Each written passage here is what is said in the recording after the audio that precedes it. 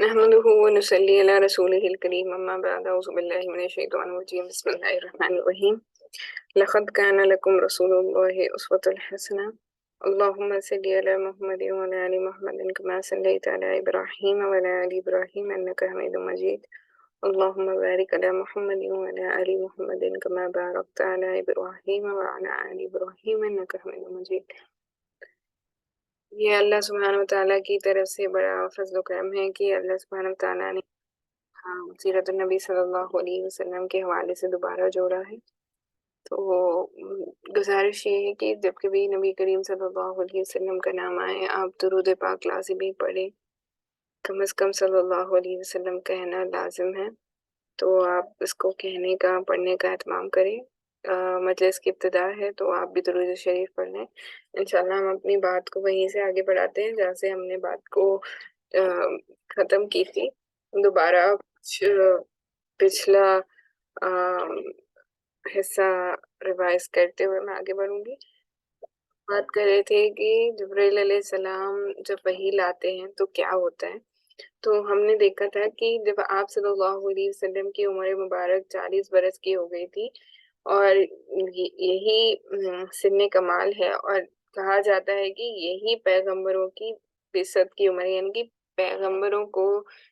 نبوت کا اظہار 40 سال کی عمر میں کیا جاتا ہے۔ گزشتہ نشست میں بھی میں نے آپ سے بات بتائی تھی کہ صرف عیسیٰ علیہ السلام ایسے نبی گزرے ہیں تاریخ کے حوالے سے جن کو نبوت جلدی ملی، یعنی کہ اظہار جلدی ہوا اس کا، اور عیسیٰ علیہ السلام کی عمر تقریباً بتایا جاتا ہے کہ 27 یا 28 رہی ہوگی جب ان کو آسمان پر اٹھا لیا گیا۔ تو جب وہ پیدا ہوئے تھے، پیدائش کے ساتھ ہی انہوں نے اپنی نبوت کا اعلان کر دیا تھا،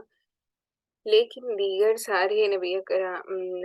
نبی جو گزرے، انبیاء کرام جو گزرے، ساروں کو 40 برس کی عمر میں نبوت کا اظہار ہوا۔ تو ویسے ہی ہمارے پیارے نبی صلی اللہ علیہ وسلم کو بھی 40 سال کی عمر میں جو پیغمبر ہے آپ صلی اللہ علیہ وسلم، اس کا اظہار ہوا۔ تو زندگی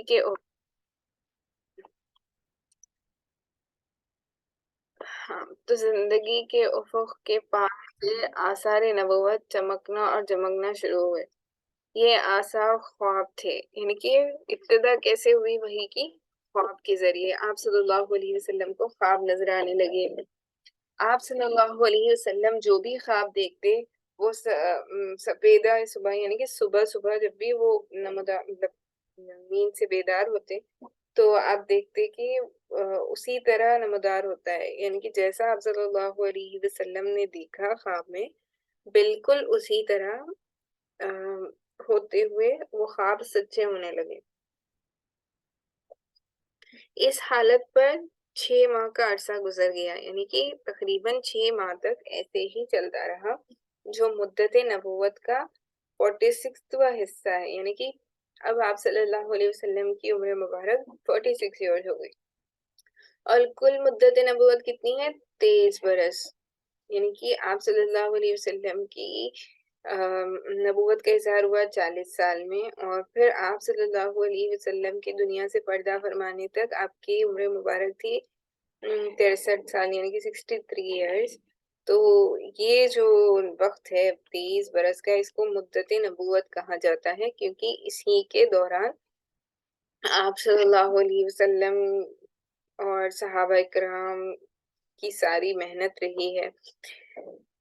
دین اسلام کو پھیلانے میں، اور پھر مسلمانوں کا جو بھی عرب کا جزیرہ عرب تھا وہاں پر جو بھی جاہلانہ رسومات میں وہ بندھے ہوئے تھے، اس سے آزاد کرتے ہوئے ان کو آپ صلی اللہ علیہ وسلم نے مکمل دین پر لا دیا تھا۔ تو یہ عرصہ تھا 23 برس کا۔ اس کے بعد جب ہیرا میں خلوت نشین کا تیسرا سال ہے، یعنی کہ آپ صلی اللہ علیہ وسلم کو خلوت پسند تھی، یعنی کہ اکیلے رہنا پسند تھا، اکیلے اللہ کی عبادت کرنا پسند تھا، تو آپ صلی اللہ علیہ وسلم غار ہیرا میں جایا کرتے تھے خلوت کے لیے، اکیلے اللہ کی اس زمانے میں जिस भी तरीके से दीन इब्राहिमी यानी कि वहदानियत का जो भी तरीका ज़िक्र होता होगा, वो आप सल्लल्लाहु अलैहि वसल्लम करते और अल्लाह की याद में मशगूल रहते ना गार हिरा में। तो जब खिलवत यानी कि आप सल्लल्लाहु अलैहि वसल्लम अकेले रहने का जो गार हिरा में आप अकेले रहते, उसका जब तीसरा साल आया तो अल्लाह ताला ने चाहा कि रूह ज़मीन के बाशिंदों पर इस रहमत का फैज़ान हो, यानी कि आप सल्लल्लाहु अलैहि वसल्लम को इज़हार हो। चुनांचे उसने आप सल्लल्लाहु अलैहि वसल्लम को नबूवत से मुशर्रफ किया और जिब्राईल अलैहिस्सलाम कुरान मजीद की चंद आयात लेकर आप सल्लल्लाहु अलैहि वसल्लम पर के पास तशरीफ ले आए। तो आप सल्लल्लाहु अलैहि वसल्लम के पास जब वो तशरीफ लाए हैं, तो देखते हैं कि क्या हुआ आगे। दलाइल व खरान पर एक जामे निगाह डालकर हजरत जिब्राइल अलैहिस्सलाम की तशरीफ आवरी के इस वाक़े की तारीख मुयन की जा सकती है, यानी कि अगर हिस्ट्री में हम देखने की कोशिश करें और तारीख के हवाले से जानने की कोशिश करें कि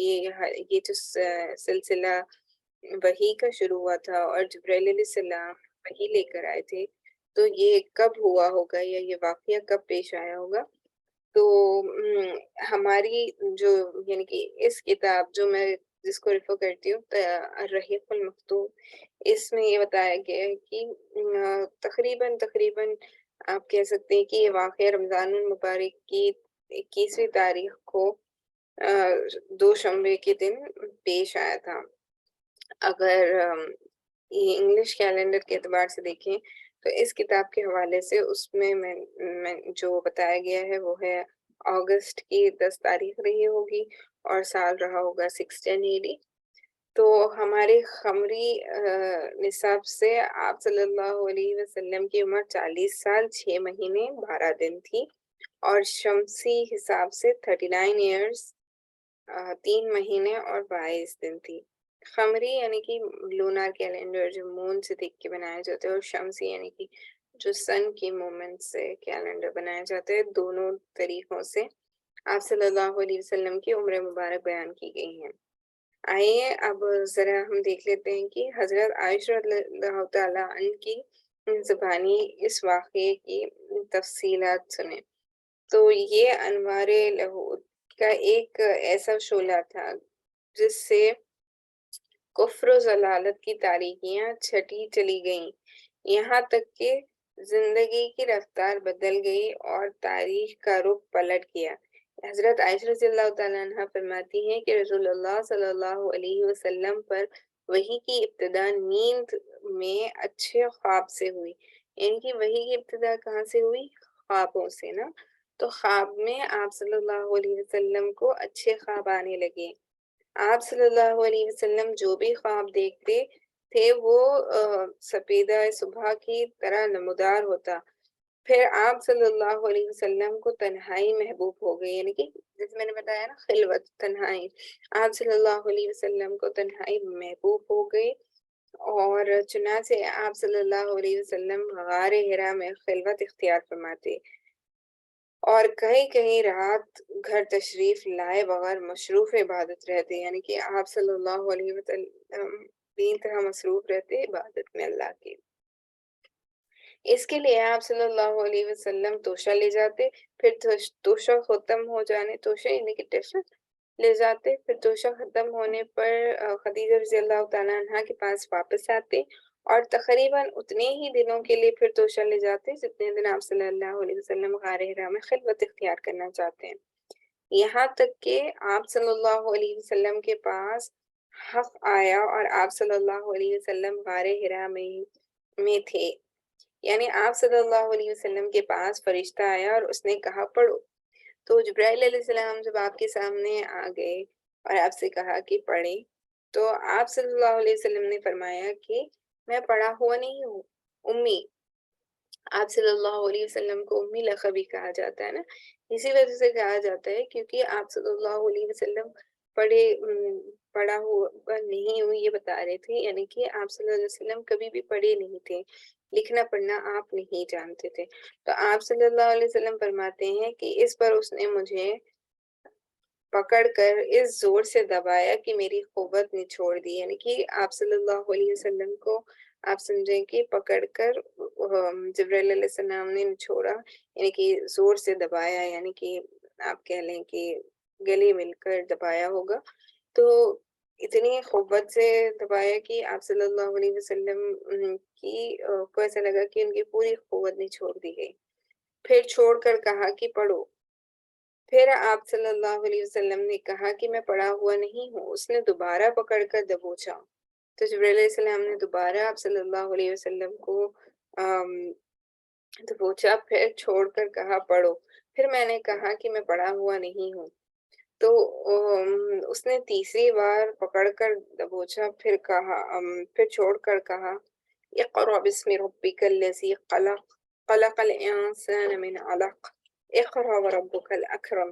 پڑھو اپنے رب کے نام سے جس نے پیدا کیا انسان کو لوتھڑے سے پیدا کیا، پڑھو اور تمہارا رب نہایت کریم ہے۔ تو ان آیات کے ساتھ رسول اللہ صلی اللہ علیہ وسلم پڑھتے اور آپ صلی اللہ علیہ وسلم کا دل دھک دھک کر رہا تھا، تو حضرت خدیجہ رضی اللہ تعالیٰ عنہ بنت خالد کے پاس تشریف لائے۔ تو آپ صلی اللہ علیہ وسلم یہ جب واقعہ پیش ہوا، تو جب گھر واپس آئے تو آپ صلی اللہ علیہ وسلم نے کہا کہ زملونی، یعنی کہ مجھے چادر اڑا دو، اور آپ صلی اللہ علیہ وسلم بار بار یہ کہنے لگے کہ زملونی، مجھے چادر اڑا دو۔ آپ صلی اللہ علیہ وسلم کے چہرے مبارک سے مطلب کافی آپ کہیں کہ آپ جب یہ واقعہ پیش آیا تو پسینے جانے لگے، آپ کو بہت ٹھنڈک محسوس ہونے لگی، جس کی وجہ سے آپ نے کہا ہوگا کہ مجھے چادر اڑا دو، یعنی کہ زملونی۔ تو انہوں نے آپ صلی اللہ علیہ وسلم کو چادر اڑا دی، یہاں تک کہ خوف جتا رہا۔ اس کے بعد آپ صلی اللہ علیہ وسلم نے حضرت خدیجہ رضی اللہ تعالیٰ عنہا کو واقعے کی اطلاع دیتے ہوئے فرمایا کہ مجھے کیا ہو گیا ہے، مجھے تو اپنی جان کا ڈر ہے، یعنی کہ آپ صلی اللہ علیہ وسلم کو ایک طریقے سے خوف ہونے لگا، کیونکہ جبرائیل علیہ السلام آپ کہیں کہ اچانک سے غار حرا میں نمودار ہوئے، اور پھر آپ صلی اللہ علیہ وسلم کو پکڑ کر 3 بار دبوچا، پھر کہا کہ پڑھو، جبکہ آپ صلی اللہ علیہ وسلم ان کو بتا رہے تھے کہ وہ پڑھ نہیں سکتے، یعنی کہ وہ امی لقبی ہیں، تو تب انہوں نے اتنی بار ان کو جکڑا اور پھر دوبارہ پڑھنے کے لیے کہا، تو اس سے کافی وہ خوف زدہ ہو گئے تھے۔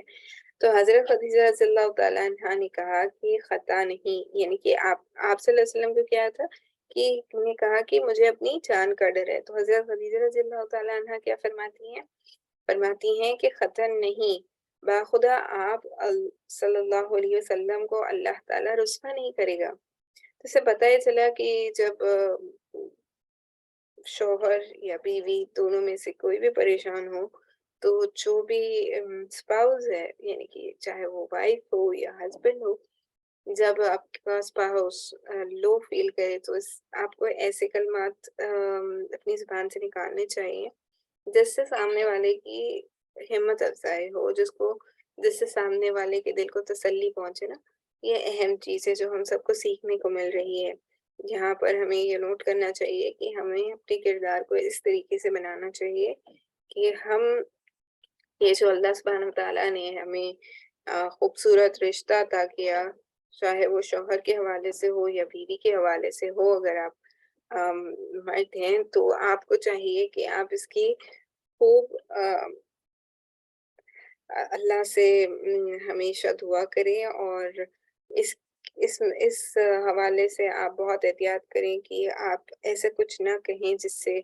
سامنے والے کو تکلیف ہو سکتی ہے نا۔ تو اسی طریقے سے میں بتانے یہ لگی تھی کہ ہمیں چاہیے کہ ہم ہمیشہ اپنے ازواج جو بھی ہے، آپ کے ازواج یا زوجہ جو ہے یا آپ کے خاوند جو ہے، ان کے حوالے سے آپ کو چاہیے کہ آپ ہمیشہ ان کو دلاسا دینے والی گفتگو کریں۔ تو آپ صلی اللہ علیہ وسلم صلہ رحمی کرتے ہیں، تو یہ آگے کہہ رہی ہیں خدیجہ رضی اللہ تعالیٰ عنہ کہ اللہ تعالیٰ آپ کو رسوا نہیں کریں گے۔ آپ صلی اللہ علیہ وسلم صلہ رحمی کرتے ہیں، درماندوں کو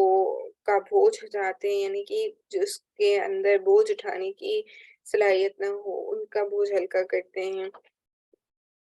تہی دستوں کا بندوبست کرتے ہیں، یعنی کہ جو کوئی بھی مسافر ہو یا کوئی بھی ہو اس کے لیے کھانے پینے کا انتظام کرتے ہیں، مہمان کی میزبانی کرتے ہیں اور حق کے مصائب پر عنایت کرتے ہیں۔ تو آپ صلی اللہ علیہ وسلم کو اس طریقے سے انہوں نے تسلی دی کہ اللہ سبحانہ وتعالیٰ آپ کو ضائع نہیں کریں گے۔ اس کے بعد حضرت خدیجہ رضی اللہ تعالیٰ عنہ آپ کو اپنے چچیرے بھائی ورقہ بن نوفل کے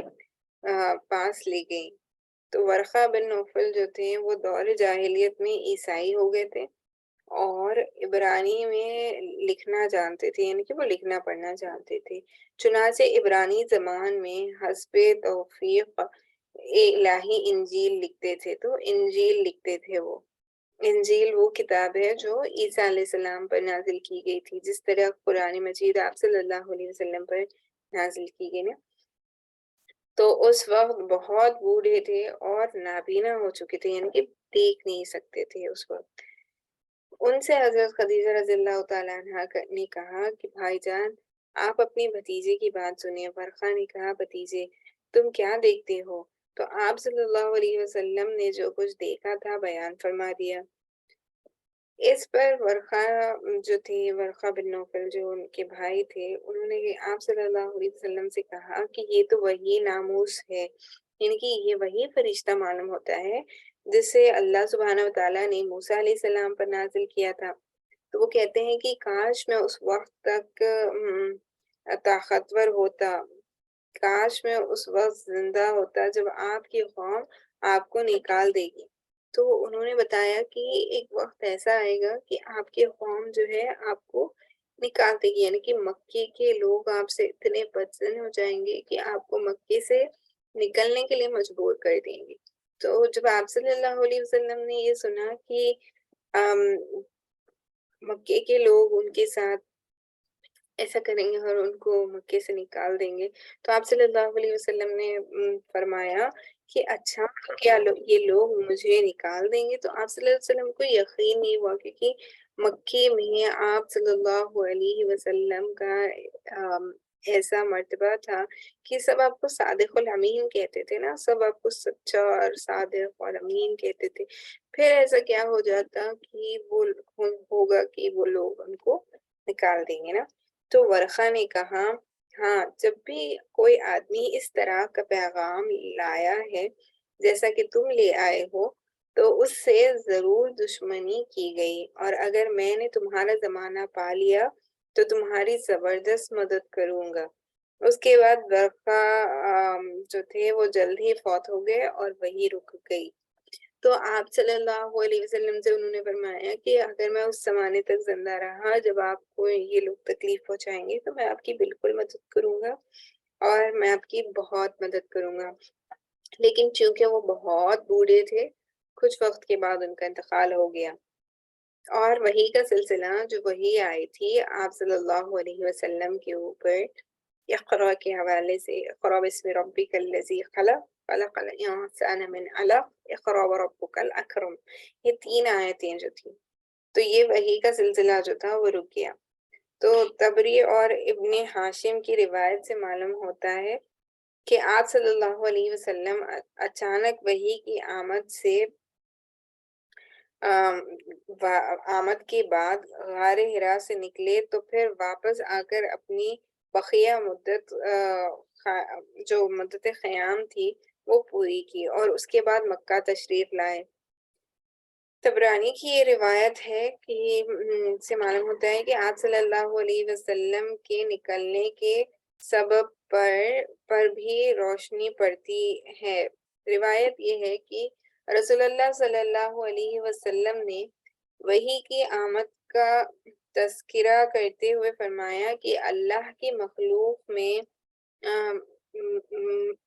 مخلوق میں شاعر اور پاگل سے بڑھ کر میرے نزدیک کوئی قابل نفرت نہ تھا۔ میں شدت نفرت سے اور ان کی طرف دیکھنے کی تاب نہ رکھتا تھا، یعنی کہ جو شاعری کرتے ہیں نا ان کی طرف آپ صلی اللہ علیہ وسلم کبھی متوجہ نہیں ہوئے۔ اب جو وحی آئی تو میں نے جانا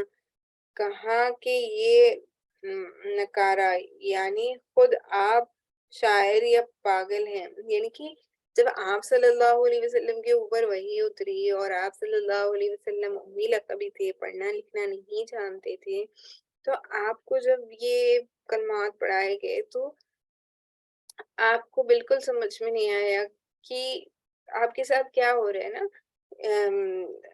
ام، ابتدا میں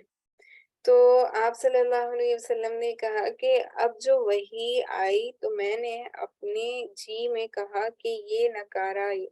یعنی آپ خود ساحر یا پاگل ہیں، میرے بارے میں قریش ایسی بات کبھی نہ کہہ سکیں گے۔ تو آپ صلی اللہ علیہ وسلم یہ سوچنے لگے کہ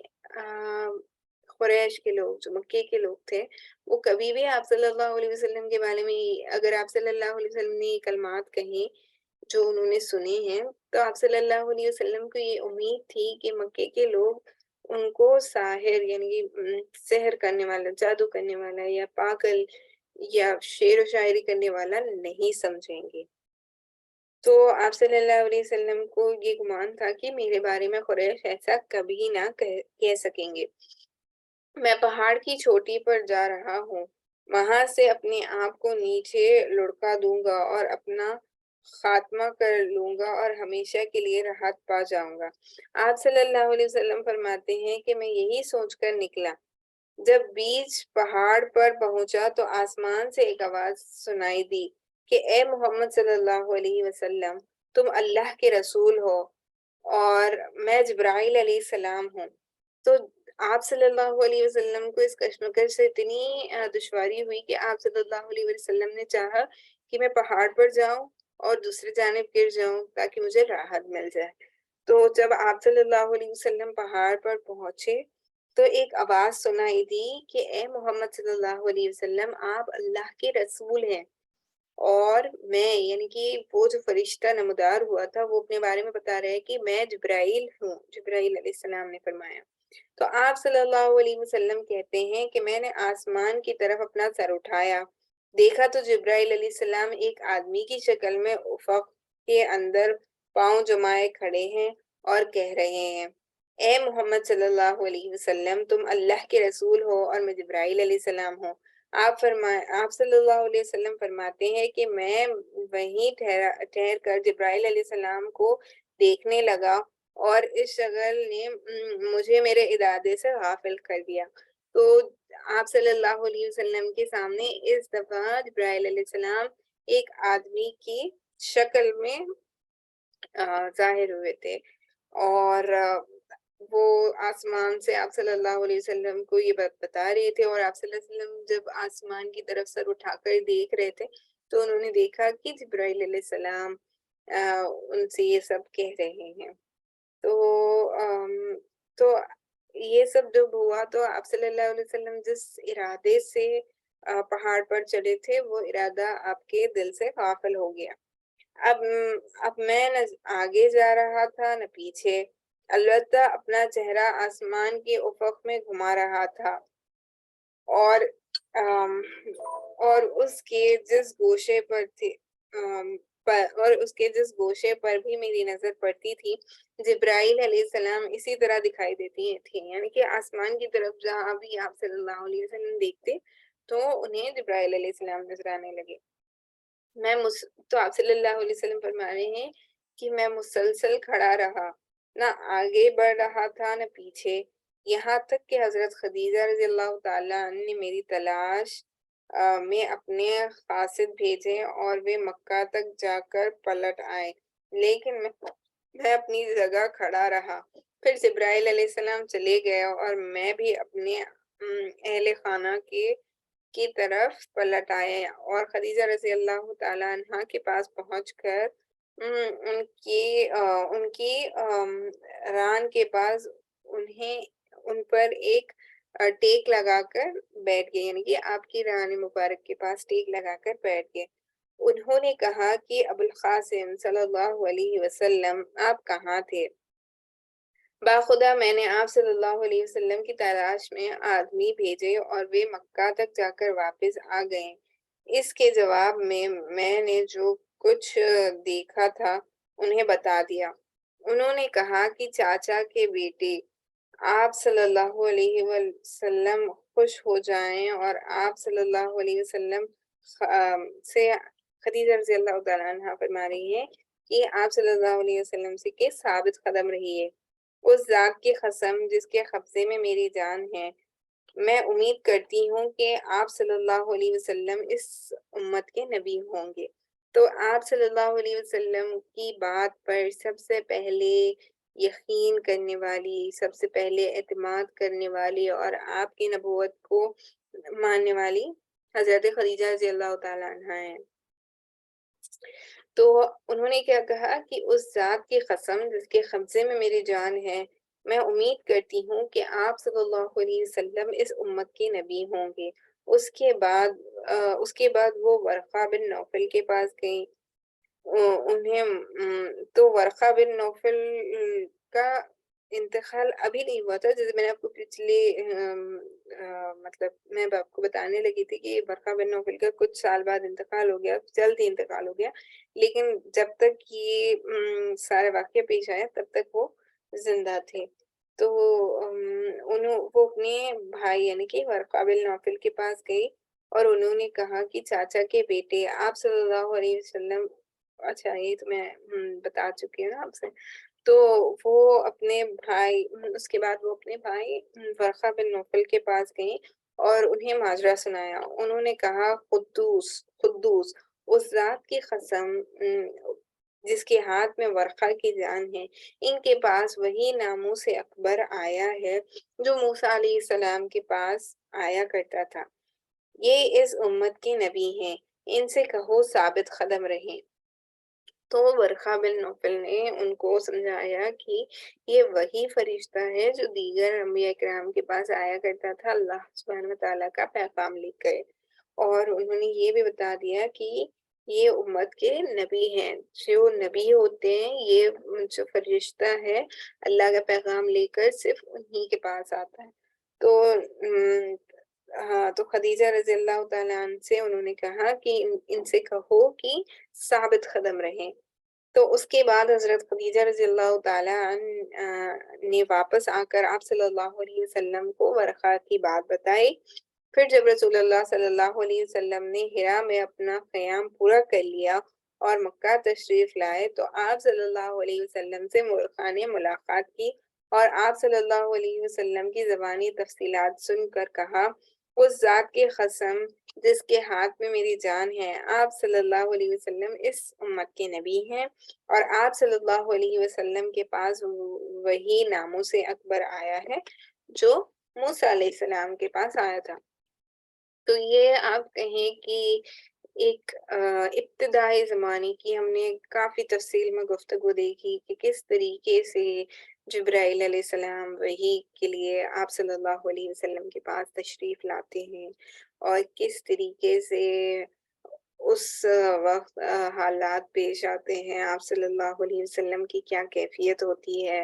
اور پھر حضرت خدیجہ رضی اللہ تعالیٰ عنہا کو وہ کس طریقے سے خدیجہ رضی اللہ تعالیٰ عنہ ان کی کس طریقے سے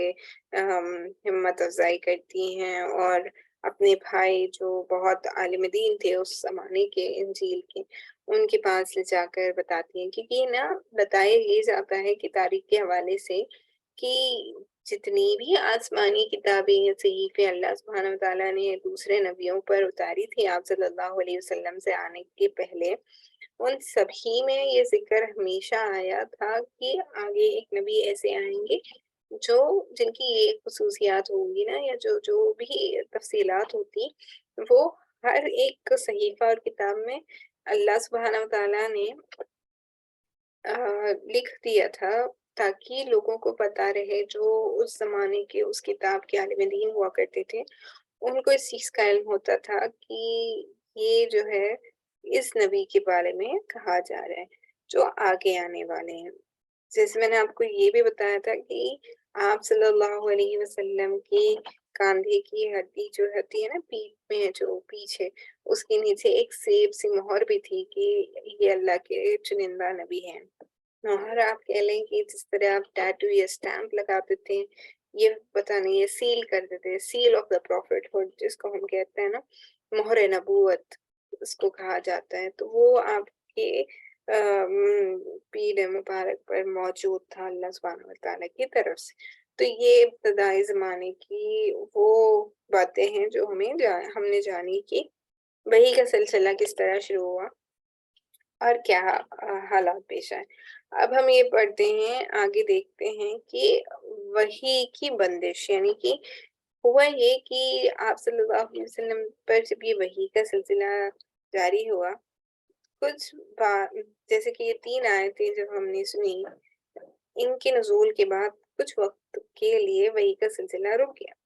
تو دیکھتے ہیں کہ اس وقت آپ صلی اللہ علیہ وسلم کی کیا حالت رہی کیسے پیش آئے واقعات. تو رہی یہ بات کہ وحی کتنے دنوں تک بند رہی. تو اس سلسلے میں ابن سعید نے ابن عباس رضی اللہ تعالیٰ عنہ سے ایک روایت نقل کی ہے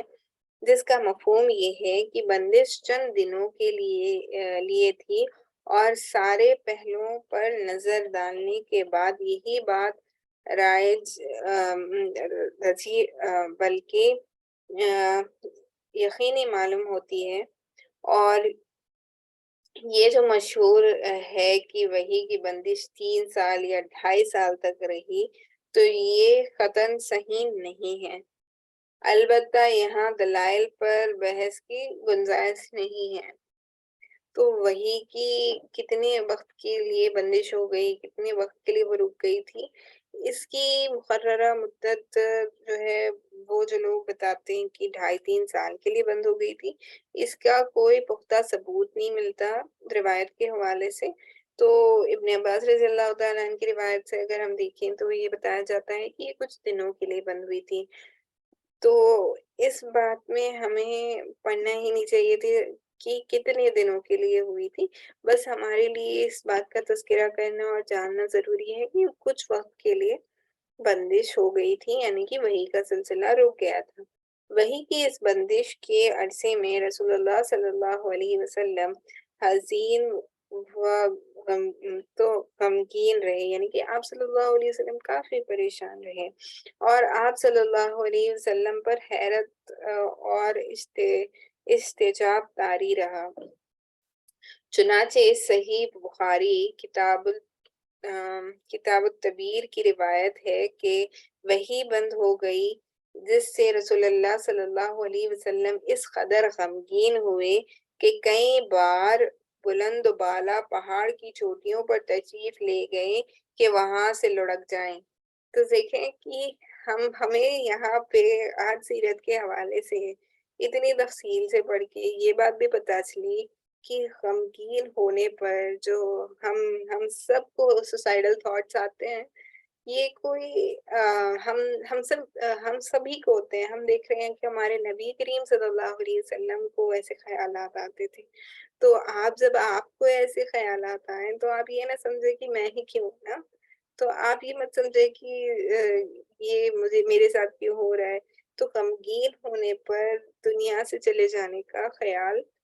آتا ہے لیکن آپ کی عقل مندی اور دین کی سمجھ سے ہم جب رک جاتے ہیں اللہ کے کہنے کو مان لیتے ہیں جیسے ہم عقیدے کے حوالے سے عقیدے کی کلاسز میں سیکھ رہے ہیں پڑھ رہے ہیں جان رہے ہیں کہ کرنے والی ذات صرف اللہ ہی کی ہے نا. تو جو کچھ ہوتا ہے وہ اللہ کے حکم سے ہوتا ہے. تو پھر اس بات پہ جب ہم اعتماد کرنے لگیں گے کہ یہ اللہ نے میرے لیے مقرر کیا ہے تو ہمارے دل کو کافی تسلی ہوگی اور ہمارے لیے صبر کرنا آسان ہو جائے گا. تو آپ صلی اللہ علیہ وسلم جب اتنی غمگین ہوئے تو آپ صلی اللہ علیہ وسلم ایک پہاڑ کی چوٹی پر گئے اور وہاں سے لڑک تو آپ نے ارادہ کیا کہ میں وہاں سے لڑک جاؤں. لیکن جب کسی پہاڑ کی چوٹی پر پہنچتے تو اپنے آپ کو لڑکا لیں. تو جب آپ سوچتے کہ میں اپنے آپ کو لڑکا لوں گا تو جبرائیل علیہ السلام نمودار ہو جاتے اور فرماتے اے محمد صلی اللہ علیہ وسلم آپ اللہ سبحانہ تعالیٰ کے رسول برحق ہیں، اور اس کی وجہ سے آپ صلی اللہ علیہ وسلم کا اضطراب تھم جاتا ہے، یعنی کہ جو ارادہ آپ کے دل میں ہوتا کہ میں چھوٹی پر چڑھ گیا اور میں لڑک جاؤں گا، پھر جب آسمان سے آپ دیکھتے کہ جبرائیل علیہ السلام آپ کی طرف کہہ رہے ہیں کہ آپ صلی اللہ علیہ وسلم آپ اللہ سبحانہ تعالیٰ کے بھیجے ہوئے نبی ہیں، تو نبی برحق ہے نا کہ رسول برحق ہے، تو پھر آپ صلی اللہ علیہ وسلم کا یہ جو ارادہ ہوتا وہ تھم جاتا، نفس کو قرار آ جاتا، اور آپ صلی اللہ علیہ وسلم واپس آ جاتے۔ تو پتہ یہ چلا اس سے کہ دیکھیں آپ صلی اللہ علیہ وسلم کو بھی جب کشمکش ہوئی، جب تکلیف ملی، تکلیف پہنچی، راحت کس حوالے سے ملی؟ اللہ کی ذات کے حوالے سے ہی ملی نا، کہ اللہ کے آپ پر حق نبی ہیں، اللہ سبحانہ و تعالیٰ آپ کو رسوا نہیں کریں گے، آپ سچے نبی ہیں۔ جب یہ کلمات اللہ کے حوالے سے سنیں تو اللہ کی ذات سے ہی سکون مل سکتا ہے، ہمیں ہمت مل سکتی ہے ان سب چیزوں سے نکلنے کی، کہ ہم دنیا میں آئے ہیں اللہ کی بندگی کے لیے، ہمیں چاہیے کہ ہم اللہ سبحانہ و تعالیٰ کی اطاعت میں رہیں اور اللہ سبحانہ و تعالیٰ کی عبادت میں رہیں، اور اللہ سبحانہ و تعالیٰ کی ذات کی طرف اگر ہم متوجہ ہوں گے انشاءاللہ، تو ان سوسائڈل تھاٹس سے بچنا اور ان سے باہر آنا ہمارے لیے آسان ہو جائے گا۔ دیکھیں کہ سیرت کے حوالے سے یہ بات آپ کو وضاحت کے ساتھ پتہ چل گئی کہ نبی کریم صلی اللہ علیہ وسلم کو جب ایسے خیالات آتے، تو جب ان کو یہ بتایا جاتا کہ آپ اللہ کے سچے نبی ہیں، تو آپ کے دل کو جو ہے نا، آپ کے نفس کو جو ہے قرار آ جاتا، تو آپ واپس آ جاتے۔ تو اسی طریقے سے ہم اگر اس کو سمجھنے کے حوالے سے ہم اپنی زندگیوں کے اعتبار سے سوچیں کہ ہم اپنی زندگی میں سوسائڈل تھاٹس کا شکار ہو جاتے ہیں، ڈپریشن کا شکار ہو جاتے ہیں اس حوالے سے کہ ہمارے ساتھ اچھا نہیں ہو رہا، یا ہمارے ساتھ جو حالات پیش آ رہے ہیں وہ بہت مشکل ہیں، بہت تکلیف دہ ہیں، جو ہمیں کافی مشکل ہوتی ہیں، جن سے ہمیں نپٹنے میں نا، تو ہمیں چاہیے کہ ہم اللہ سبحانہ و تعالیٰ کی ذات سے اپنے آپ کو اتنا نزدیک کر لیں، اتنا جوڑ لیں کہ ہمیں ان چیزوں کی اصلیت سمجھ میں آئے کہ ہمارے اس دنیا میں آنے کا مقصد راحت نہیں ہے۔ آپ دنیا میں آئے ہیں، آپ کو مرنا ضرور ہے، اور ہماری یہ جو زندگی ہے آج ہمارے ساتھ ہمارے مسئلے ہی اس وجہ سے ہیں، کیونکہ ہم یہ سمجھ بیٹھے ہیں کہ ہماری یہ جو دنیاوی زندگی ہے یہ ہمیشہ ہمیشہ کی زندگی، جبکہ ایسا بالکل نہیں ہے۔ آپ دیکھیں کہ آپ کی یہ جو چند روزہ زندگی ہے یہ بہت جلد ختم ہو جائے گی، اور پھر اس کے بعد والی جو زندگی ہے وہ آپ کی اصل زندگی ہے، ہمیشہ ہمیشہ والی زندگی ہے۔ وہاں نہ موت کا کوئی خوف ہوگا، نہ کبھی موت آئے گی، نہ کبھی آپ سے جو اللہ سبحانہ و تعالیٰ نے فیصلہ فرما لیا آپ کے حق میں، اگر جنت کا فیصلہ ہو گیا تو وہ ہمیشہ ہمیشہ رہنے والی ہے۔ اور ایسے ہی اگر آپ بد کردار رہے اور آپ اپنے آخرت کے لیے آپ نے محنت نہیں کی، تو پھر جہنم جس کے مقدر میں آ گئی تو اس کو جہنم ہی ملے گی نا، وہ ہمیشہ ہمیشہ کے لیے رہنے والی ہے۔ تو یہ جب ہم اپنے آپ کو سمجھانے لگیں گے کہ دنیا کی تکلیفیں، دنیا میں ہم اپنے آپ کو ایسا بنانے کی کوشش کریں کہ ہمیں ہماری زندگی تقوی پر آ جائے، کہ ہم اللہ کو راضی کرنے والے کام کریں اور اللہ کی غصے سے بچنے والے کام سے بچنے کی کوشش کریں، اور پھر جب ہمارے ایسے سوسائڈل تھاٹس ہو جائیں، ڈپریشن کا ہم شکار ہو جائیں، تکلیف میں ہم آ جائیں، تب ہمیں راحت صرف اور صرف اللہ ہی کے ذکر سے، اللہ ہی کی ذات سے مل سکتی ہے۔ قرآن مجید کی یہ بہترین آیت ہے نا، اللہ بذکر اللہ تطمئن القلوب، یعنی کہ verily the hearts find rest in his ذکر remembrance of اللہ سبحانہ و تعالیٰ، یعنی کہ بے شک دلوں کو اطمینان اللہ سبحانہ و تعالیٰ کے ذکر سے ہی ملتا ہے۔ تو جب آپ اللہ سبحانہ و تعالیٰ کا ذکر کرنے لگیں گے تو ایسی چیزیں جو آپ کو دل میں بہت پریشان کرتی ہیں، جس سے آپ کے ذہن میں وساوس آتے ہیں، آپ کہہ لیں، یا ایسے تھاٹس آتے ہیں جو آپ کو یہ کہیں کہ آپ کو اپنے آپ کو ختم کر لینا چاہیے، تو آپ کو اپنے نفس سے لڑنا ہے، آپ کو اپنی نفس سے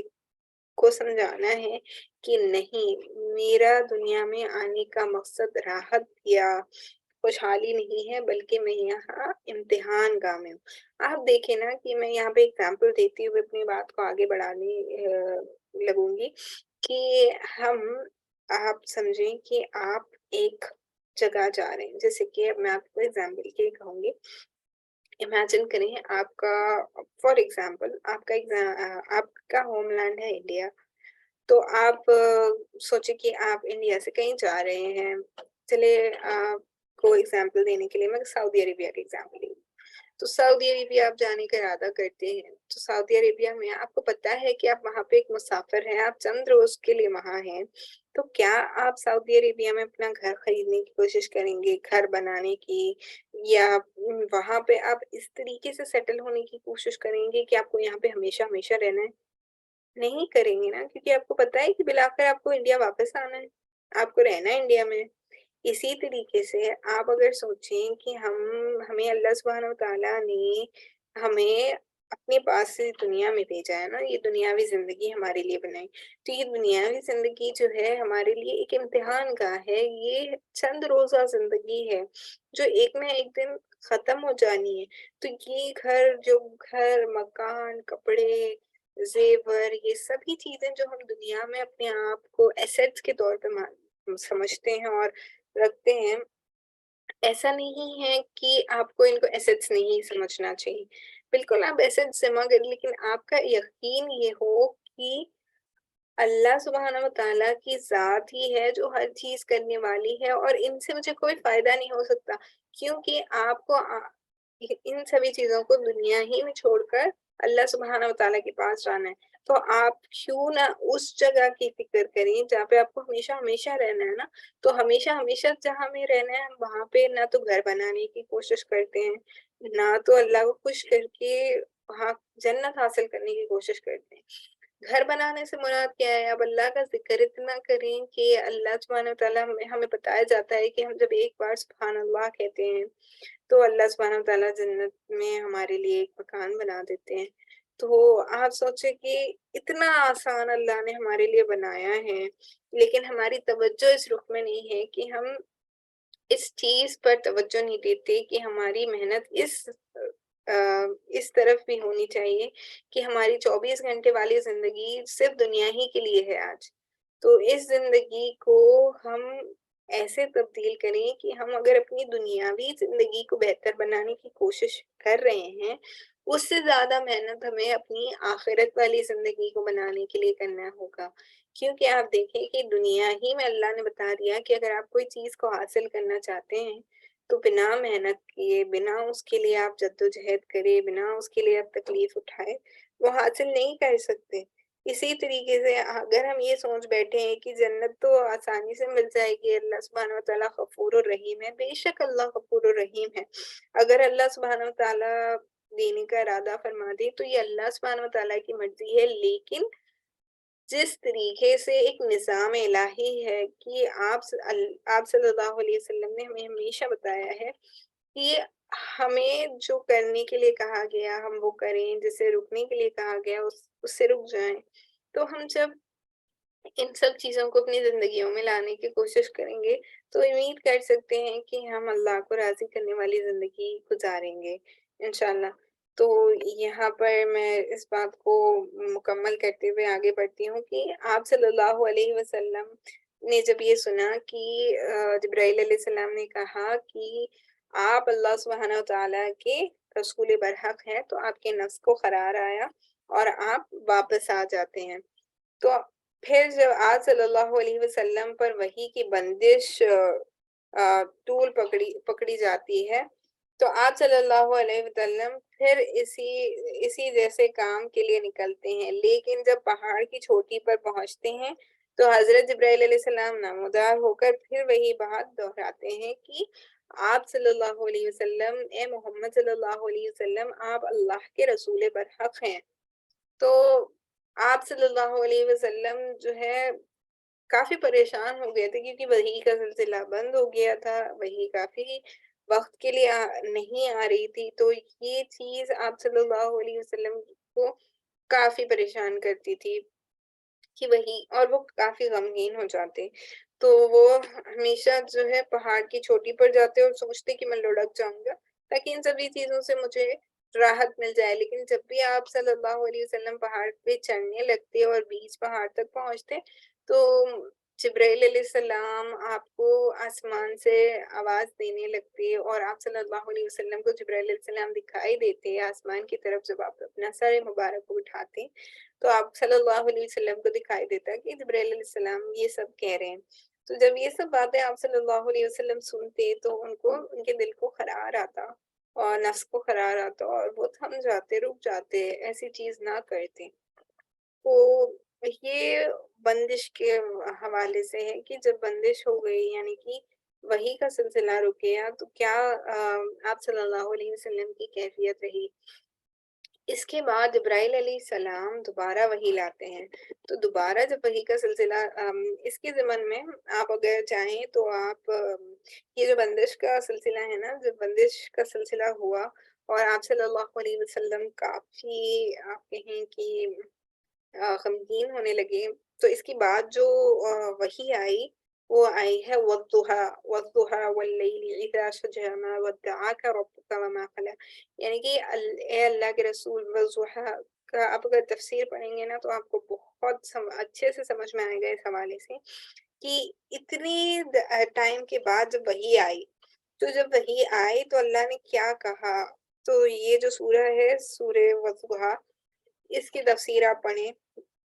آپ کو اس کے اندر بہت کچھ اس حوالے سے سمجھ میں آئے گا کہ جب وحی کا سلسلہ رک گیا تھا اور وحی دوبارہ چالو ہوئی تو اللہ سبحانہ وتعالیٰ نے کس بہترین انداز میں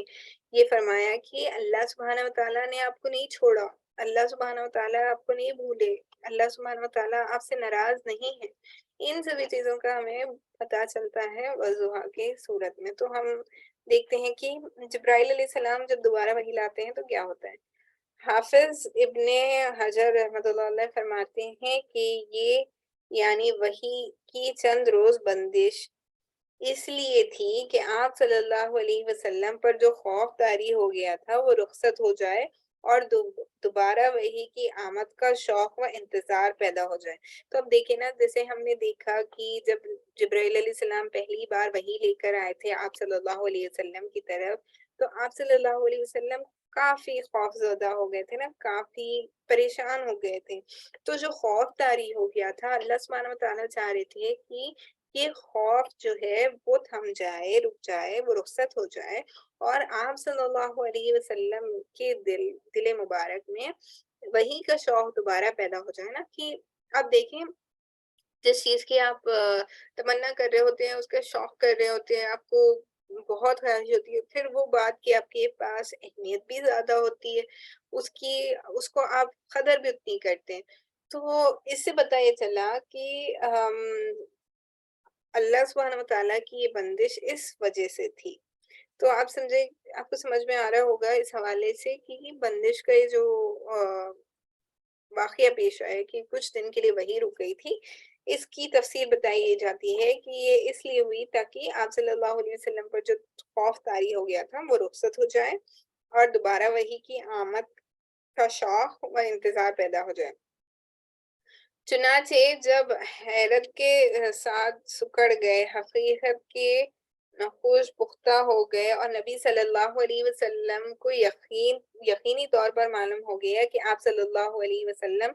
خدائے بزرگ و برتر کے نبی ہو چکے ہیں یعنی کہ آپ کے دل کو جب اطمینان آ گیا آپ کا دل اس یقین سے پختہ ہو گیا کہ میں اللہ سبحانہ وتعالیٰ کا چنندہ نبی ہوں بھیجا ہوا نبی ہوں اور مجھے یہ پیغام ساری انسانیت کو پہنچانا ہے. تو آپ صلی اللہ علیہ وسلم کے پاس جو شخص آیا تھا وحی کا سفیر اور آسمانی خیر کا ناقل ہے یعنی کہ اس فرشتے کے حوالے سے بھی جب آپ کو یقین ہو گیا کہ یہ اللہ کا بھیجا ہوا فرشتہ ہے جو میرے پاس وحی لے کر آیا تھا اور یہ وہی لوگوں کے پاس آتا ہے جو اللہ کے چنندہ پیغمبر ہوتے ہیں تو آپ صلی اللہ علیہ وسلم کو دل میں اطمینان ہو گیا اور آپ صلی اللہ علیہ وسلم کا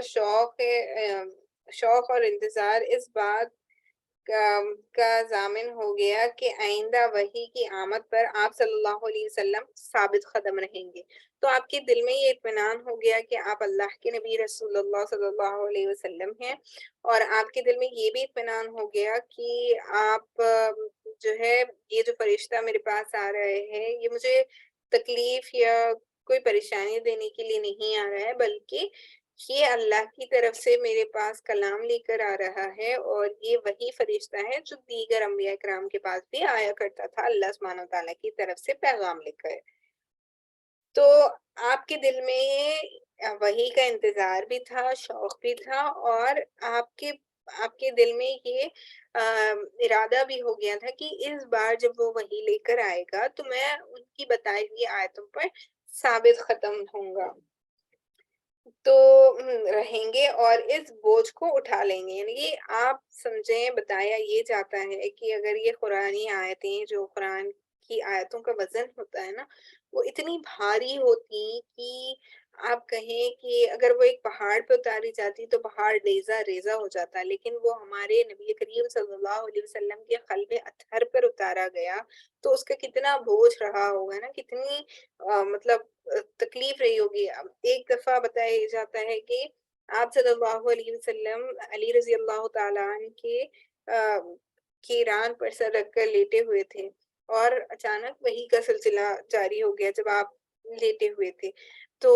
بتاتے ہیں علی رضی اللہ تعالیٰ عنہ کہ آپ کو اتنا وزن محسوس ہوا کہ آپ کو ایسا لگنے لگا کہ آپ کا پیر ہی باقی نہیں ہے. تو اس وحی کی آیتوں کا بوجھ ہمارے نبی کے قلب اطہر پر تھا، اور آپ صلی اللہ علیہ وسلم نے اس بوجھ کو اٹھایا ہے. تو جبرائیل علیہ السلام دوبارہ تشریف لائیں، اور صحیح بخاری میں حضرت جابر بن عبداللہ رضی اللہ تعالیٰ عنہ سے مروی ہے کہ انہوں نے رسول اللہ صلی اللہ علیہ وسلم کی زبانی بندش وحی کا واقعہ سنا. آپ صلی اللہ علیہ وسلم فرما رہے تھے، میں چلا جا رہا تھا کہ مجھے اچانک آسمان سے ایک آواز سنائی دی. میں نے آسمان کی طرف نگاہ اٹھائی تو دیکھتا ہوں کہ وہی فرشتہ ہے جو میرے پاس حرا میں آیا تھا. آسمان و زمین کے درمیان ایک کرسی پر بیٹھا ہے. میں اس سے خوف زدہ ہو کر زمین کی طرف جا جھکا. یعنی کہ آپ صلی اللہ علیہ وسلم جب اوپر آسمان کی طرف دیکھتے ہیں تو آپ صلی اللہ علیہ وسلم کو جبرائیل علیہ السلام نظر آتے ہیں، اسی شکل میں جس شکل میں وہ غار حرا میں آپ کے سامنے نمودار ہوئے تھے. اور اب آپ دیکھتے ہیں کہ وہ آسمان میں ایک کرسی پر بیٹھے ہوئے ہیں، آسمان و زمین کے درمیان ایک کرسی پر بیٹھے ہیں. تو آپ صلی اللہ علیہ وسلم خوفزدہ ہو کر زمین کی طرف دیکھنے لگے. آسمان کی طرف آپ نے سر اٹھایا ہوا تھا نا، تو زمین کی طرف دیکھنے لگے. پھر میں نے اپنے اہل خانہ کے پاس آ کر کہا، مجھے چادر اڑا دو. یعنی کہ زملونی، جو ہم سنتے ہیں نا زملونی، آپ صلی اللہ علیہ وسلم ہمیشہ جب بھی آیتوں کا نزول ہوتا یا آپ پریشان ہو کر آتے تو خدیجہ رضی اللہ تعالیٰ عنہا سے فرماتے کہ مجھے چادر اڑا دو، یعنی کہ زملونی، مجھے چادر اڑا دو. انہوں نے مجھے چادر اڑا دی. اس کے بعد اللہ تعالیٰ فرماتے ہیں، اللہ تعالیٰ نے یا ایھا المدثر، اور یہ جو آیتیں ہیں اس کا نازل فرمائیں. اور یہ سورہ مدثر میں اس کی کافی آپ کو تفصیلات ملے گی کہ اللہ نے کس طریقے سے آپ صلی اللہ علیہ وسلم کی طرف متوجہ ہو کر یہاں پہ فرمایا. تو بتایا جاتا ہے کہ سورہ مدثر کی آیت نازل ہوئی. لیکن وضحا بھی میں نے سنا تھا کہ اسی ضمن میں بندش کے حوالے سے اس کی تفسیر ہے. اگر مجھ سے غلطی ہو گئی تو اللہ معاف کریں، لیکن آپ بھی دوبارہ اس کی تحقیق کر لیں کہ سورہ مدثر اور سورہ والضحیٰ کا جب آپ ٹرانسلیشن پڑھیں تو آپ کو مور اینڈ مور اسی ضمن میں وہ سمجھ میں آئے گا. لیکن اگر مجھ سے کوئی غلطی ہو گئی ہے تو اللہ مجھے معاف فرمائے، لیکن آپ بھی اس کو کراس ویریفائی کر لیں. تو اس کے بعد یہاں پہ اللہ تعالیٰ نے یا ایھا المدثر قم فانذر وربک فکبر وثیابک فطہر والرجز فہجر، یہاں تک کی آیتوں کا نزل فرمایا. پھر نزول وحی میں گرمی آ گئی اور وہ مسلسل نازل ہونے لگی. یعنی کہ آپ صلی اللہ علیہ وسلم کے اوپر یہاں سے اس کے بعد وحی کا سلسلہ جاری و ساری رہا، کبھی بھی وحی کا سلسلہ نہیں رکا۔ تو آپ صلی اللہ علیہ وسلم کو جب وحی آتی تو کافی گرمی محسوس ہوتی، کافی آپ کے دل مبارک پر بوجھ محسوس ہوتا نبی کریم صلی اللہ علیہ وسلم کو۔ تو تو سمجھنے کے حوالے سے ہمیں یہ چاہیے کہ آپ ہمیشہ ہمیشہ اللہ کا شکر ادا کریں کہ اللہ سبحانہ و تعالیٰ نے ہمیں نبی کریم صلی اللہ علیہ وسلم کی امتی بنا کر بھیجا، پھر ہمیں ایسے نبی کی امت میں پیدا کیا جو اللہ کے سب سے محبوب نبی ہیں۔ پھر اللہ کی آپ قدرت دیکھیں نا کہ اللہ نے اپنے نبی کا انتخاب کیا تو ان کے ساتھ کس کس طریقے سے مدد و نصرت کی۔ جب آپ کی پیدائش ہوئی ہم نے تفصیل سے اس واقعے کو دیکھا ہے کہ حلیمہ سعدیہ رضی اللہ تعالیٰ عنہ کو اللہ سبحانہ و تعالیٰ نے کتنی ان کی زندگی کو آسان کر دیا تھا آپ صلی اللہ علیہ وسلم کی نسبت سے۔ اسی طریقے سے اگر ہم سوچیں کہ ہم اپنی زندگیوں میں نبی کریم صلی اللہ علیہ وسلم کی سیرت کو سیکھیں، خود بھی سیکھیں، اپنے گھر والوں کو لے کر سیکھیں، اپنے گھر والوں کو پڑھائیں، اپنے بچوں کو سکھائیں، جتنا ہم اپنے نبی صلی اللہ علیہ وسلم کی محبت سیرت کے حوالے سے سیکھ سکتے ہیں، اتنی محبت آپ کے دل میں بنا ان کو اچھے سے جانے نہیں پیدا ہو سکتی نا۔ آپ سمجھیں کہ اگر آپ کسی سے محبت کرتے ہیں تو آپ چاہتے ہیں کہ آپ ان کے بارے میں ہر چیز جانیں نا، ہر چیز آپ کو پتا ہونی چاہیے کہ وہ کیسے دکھتے تھے، وہ کیسے رہتے تھے، وہ کیا کرتے تھے، وہ کس سچویشن میں کیسے ڈیسیشن لیتے تھے نا۔ جیسے ابھی ہمیں پتا چلا آج کی ہماری سیرت کی کلاس کے حوالے سے کہ سوسائڈل تھاٹس آپ صلی اللہ علیہ وسلم کو بھی آئے ہیں، اور آپ صلی اللہ علیہ وسلم چاہا ہے کہ میں پہاڑ سے لڑک جاؤں، لیکن کیا آپ نے ایسا نہیں کیا؟ وہ کس طریقے سے رکے، کس وجہ سے رکے، ان ساری چیزوں کا ہم نے آج مطالعہ کیا۔ تو اس سے پتہ یہ چلا کہ ہم انسانوں میں کمزوریاں ہیں،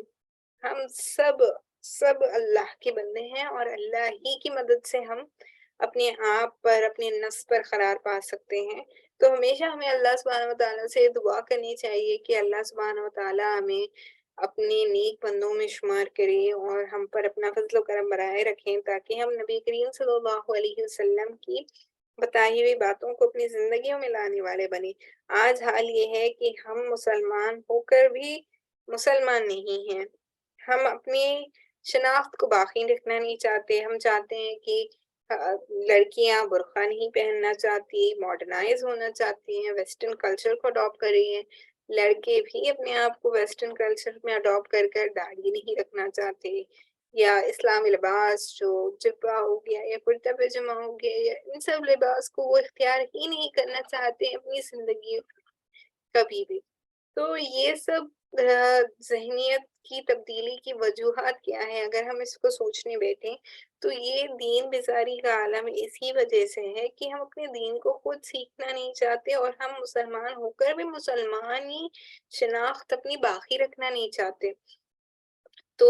اس سے پھر ہوگا یہی کہ ہماری نسلوں میں دین باقی نہیں رہے گا۔ اگر ہم چاہتے ہیں کہ ہماری نسلوں میں، آنے والی نسلوں میں دین باقی رہے، تو ہمیں خود بھی عمل کرنا ہے، خود بھی اچھے بننا ہے، اور آگے آنے والوں کے لیے بھی کوشش کرنا ہے کہ ہم ان تک صحیح دین کا پیغام پہنچا سکیں، کیونکہ نبی کریم صلی اللہ علیہ وسلم خاتم النبیین تھے، آپ صلی اللہ علیہ وسلم کے بعد کوئی نبی نہیں آنے والے۔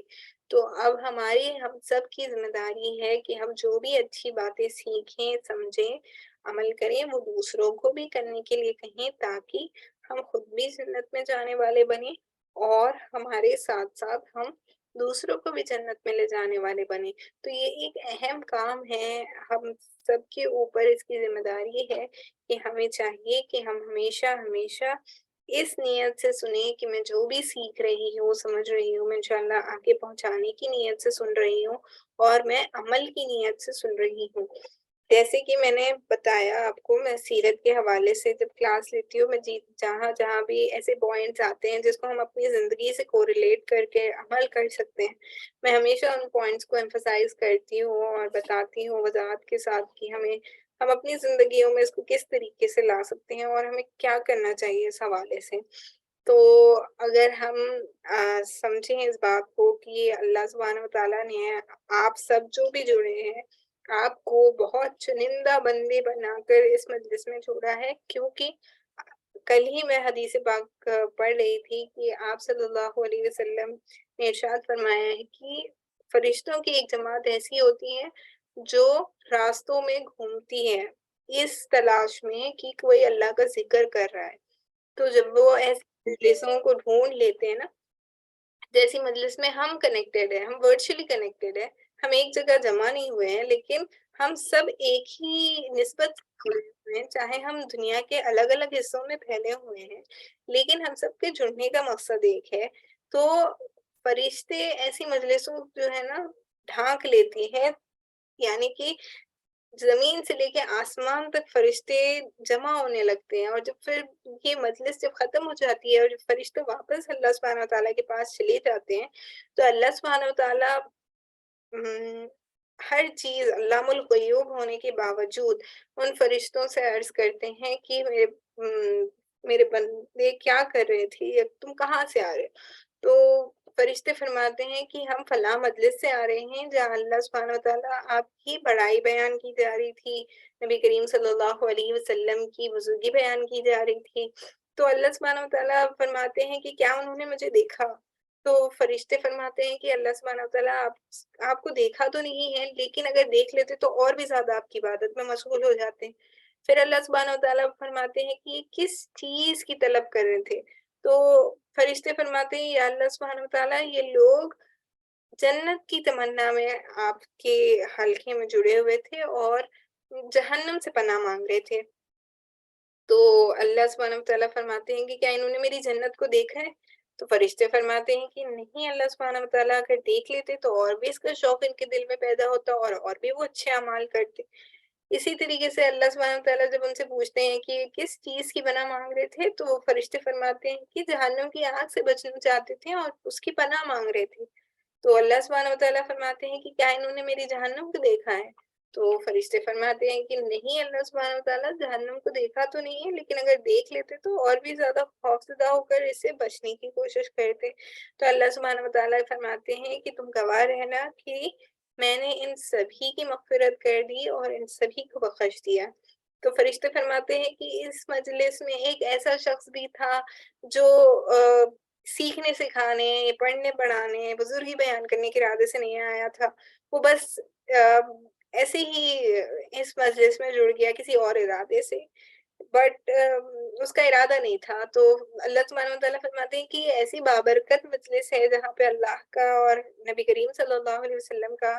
نام لیا جاتا ہے، تو اس کی برکت سے میں نے اس کی بھی مغفرت کر دی. تو آپ سمجھیں کہ آپ اگر ایسی مجلسوں میں جڑتے ہیں تو اگر آپ 100% کانسنٹریشن اور نیت کو درست کر کے بھی نہیں بیٹھے ہیں تب بھی یہ آپ کے لیے بے انتہا مفید ہے کہ آپ کے لیے مغفرت کے پروانے دینے والی مجلسیں ہیں. تو کوشش کریں کہ آپ ایسی مجلسوں میں جڑے، دوسروں تک بھی اس پیغام کو پہنچائیں اور نیک اعمال کرنے کی کوشش کریں. اللہ سبحانہ وتعالیٰ سے یہ دعا ہے کہ ہم سب کو کہنے سننے سے زیادہ عمل کرنے کی توفیق عطا فرمائے. انشاءاللہ ہم اس کے آگے کی بات اگلی نشست میں کریں گے. کل ہماری کلاس سیم ٹائم پہ ہوگی عقیدے کے حوالے سے. تو گزارش ہے آپ سب سے جو بھی اس مجلس میں جڑے ہیں کل بھی آپ جڑیں عقیدے کے حوالے سے. انشاءاللہ وہ بھی بہت آپ کے لیے مفید گفتگو ہوگی. وآخر دعوانا ان الحمد لله رب العالمين. سبحان الله وبحمده، سبحانك اللهم بحمدك، ونشهد ان لا اله الا انت، نستغفرك ونتوب اليك. سبحان ربك رب العزة عما يصفون وسلام على المرسلين والحمد لله رب العالمين.